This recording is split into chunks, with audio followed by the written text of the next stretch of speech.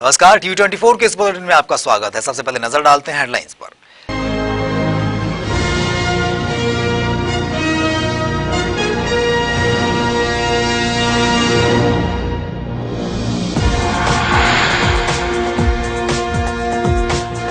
कंबाइनों के चलते पीलीबंगा में मजदूरों को नहीं मिल रहा है रोजगार। कांग्रेसी कार्यकर्ताओं ने कंबाइनों पर रोक लगाने की मांग।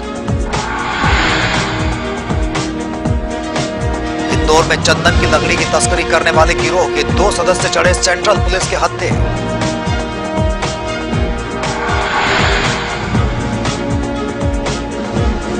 और कुशीनगर में हथियारबंद डकैतों ने एक घर पर बोला धावा। डकैतों ने एक युवक को मारी गोली।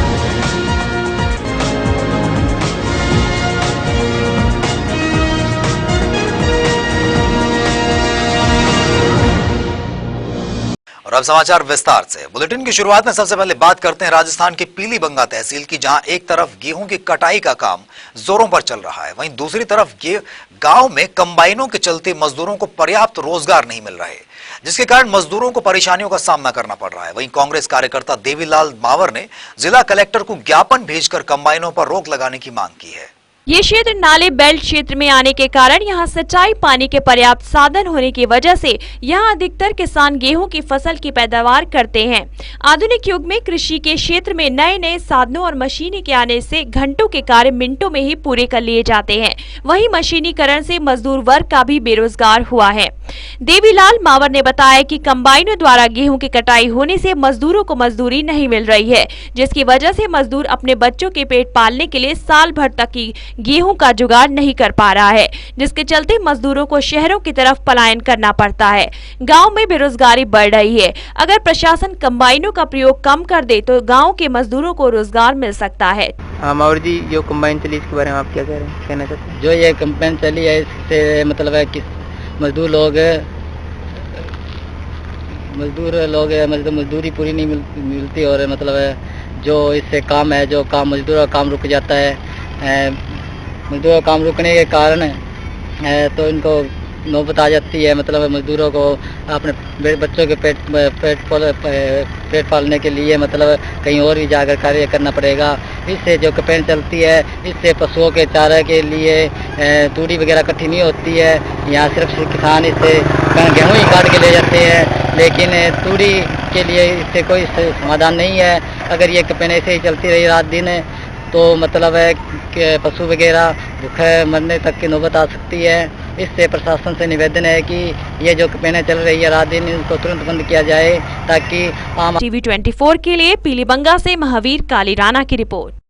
एक बार फिर उत्तर प्रदेश पुलिस का अमानवीय चेहरा उजागर हो गया है। कुशीनगर जनपद मुख्यालय पर अपने हक मांगने पहुंची आशा कार्यकर्तियों के अगुवा को पुलिस ने जिस अमानवीय तरीके से हिरासत में लिया, जिसके कारण पूरा महकमा शर्मसार हो गया। दरअसल कुशीनगर जनपद के विभिन्न तहसीलों में तैनात आशा कार्यकर्तियां अपने विभिन्न समस्याओं को लेकर जिलाधिकारी से मिलने आई थी। जिलाधिकारी से वार्ता के बाद आशा कार्यकर्तियां बाहर जाने लगी। इस बीच आशा कार्यकर्तियों के नेतृत्व कर रहे नंदलाल विद्रोही को जिलाधिकारी ने पकड़कर पूछताछ के लिए वहां मौजूद पुलिस कर्मियों को निर्देश दिया। फिर क्या था, पुलिस ने मानवता की सारी हदें पार करते हुए नंदलाल विद्रोही को घसीटना शुरू कर दिया, लेकिन महिलाओं के विरोध करने के बाद पुलिस शांत हो गई। बाद में महिला पुलिस और पुलिस के आला अधिकारियों के सामने ही पडरौना कोतवाल के सह पर पुलिस ने नंदलाल को घसीटते हुए थाना कोतवाली ले गई। हम लोग आशा कार्यकर्ती हैं, अपने समस्या को लेकर समाधान करने के लिए जिला मुख्यालय पर हम लोग आए थे, जिसमें हम लोगों की सहयोगी नंदलाल विद्रोही भी थे।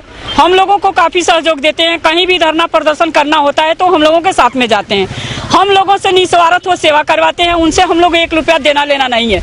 लेकिन इस समय आए हैं, प्रशासन बिल्कुल गलत किया है कि जो हम लोगों को मांगे थी वो पूरे करने के लिए वो भी हम लोगों के साथ में गए थे। साहब पूछे हैं, जिला अधिकारी महोदय यही पूछे हैं कि आपकी जनपद में कितनी आशाएं हैं। इतना ही वो कहे हैं कि 4000 मतलब आशाएं हैं। उसी पे उनको कहे हैं कि आप कौन है। वो कहे हैं कि हम नंदलाल विद्रोही हैं, हम आशा के संरक्षक हैं। कहीं भी कोई कार्यक्रम होता है तो हम उसमें जाते हैं। बस उसी पर वो कहे हैं कि तुम दलाल बन के आए हो, आशाओं को गिरफ्तार करो। दलाल बन के आए हो आशाओं के फेवर में, इसको तुरंत बुलाकर गिरफ्तार कराइए, यहाँ से हटवाइए। हम लोग अपना बात कहते रह गए। डीएम साहब कोई परवाह नहीं पड़ा, तुरंत उनको हथकड़ी लगी है, वो चले गए हैं जेल में। अब जहाँ भी गए चाहिए ना कि अब क्या है का अध्यक्ष है किए हैं तो डीएम बात नहीं किया। ठीक है चले आए। क्या हुआ? बात क्या हुआ? डीएम से बात हुआ है। नहीं हुआ। ये पूछे ये कौन है? ये बोले कि आशा की कार्यकर्ता में हम संगठन करने आए हैं, आशा से हम बात करने आए हैं, आशा के अध्यक्ष है। वही बात करते तो कुनगुमा जी अरेस्ट कीजिए तुरंत आए लोग अरेस्ट कर दिया है लोग। ले जाना गलती के रिमांड में ले जाना है। क्यों ले जाएंगे गलती के रिमांड में? ये अच्छा कर नहीं है, गुंडागर्दी कर रहा है, ये डीएम नहीं है।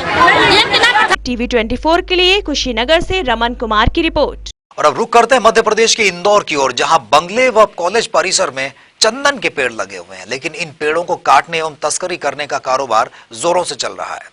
वहीं सेंट्रल कोतवाली पुलिस ने अहम कामयाबी हासिल करते हुए चंदन की तस्करी करने वाले 2 बदमाशों को गिरफ्तार कर लिया है। पुलिस को सूचना मिली थी कि बदमाश चोरी का चंदन बेचने की फिराक में है। पुलिस पहुंची तो बदमाश भागने लगे। तलाशी के बाद उनके पास से चंदन की लकड़ी मिली। पकड़े गए बदमाशों के नाम गोविंद पटेल निवासी सागर, धर्मेंद्र चतुर्वेदी निवासी उमरिया है।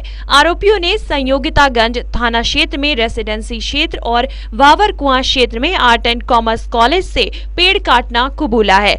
आरोपी छावनी क्षेत्र में जूस सेंटर पर काम करते थे। रात को मौका देखकर चंदन चोरी करते थे। कटी हुई लकड़ी के टुकड़े उनको मिले। पुलिस ने प्रथम दृष्टया उनको चोरी के संदेह में पकड़कर थाने लाए, पूछताछ की उनसे और उनकी गिरफ्तारी हुई है। उनको अभी प्राथमिक पूछताछ में बड़ौदा क्षेत्र से आर्ट्स एंड कॉमर्स कॉलेज से लकड़ी काटना इनके द्वारा स्वीकार किया गया है। इसके अलावा अन्य थाना क्षेत्रों में भी। टीवी 24 के लिए इंदौर से राजेंद्र पांडे की रिपोर्ट। पुलिस और दबंग लोगों का संरक्षण मिलने से गुंडों का हौसला बढ़ता जा रहा है, जिसके कारण दिनों दिन अपराधों में बढ़ोतरी हो रही है। ऐसे में दिल दहला देने वाली घटना सामने आई है टीकमगढ़ से, जहां जेल के ठीक सामने रहने वाली शरीफ खान की 12 साल की बेटी को उसी मोहल्ले के बदमाश पिछले 6 महीने से लगातार छेड़छाड़ के साथ बहलाने फुसलाने का प्रयास कर रहे हैं और उसे अपनी हवस का शिकार बनाना चाहते थे। यही नहीं, आरोपी कोई ना कोई बहाना बनाकर उनके परिजनों से मारपीट करते और जान से मारने की धमकी दे रहे हैं, जिसके कारण क्षेत्र में दहशत का माहौल बना हुआ।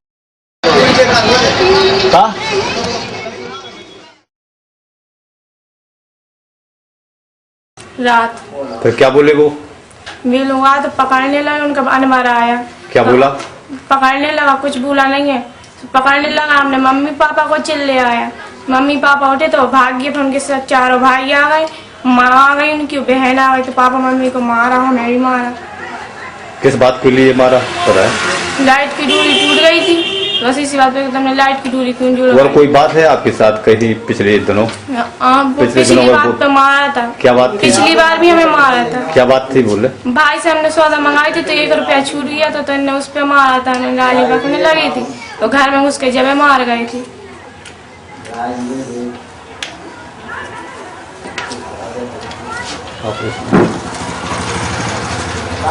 क्या नाम आपका? सितारा।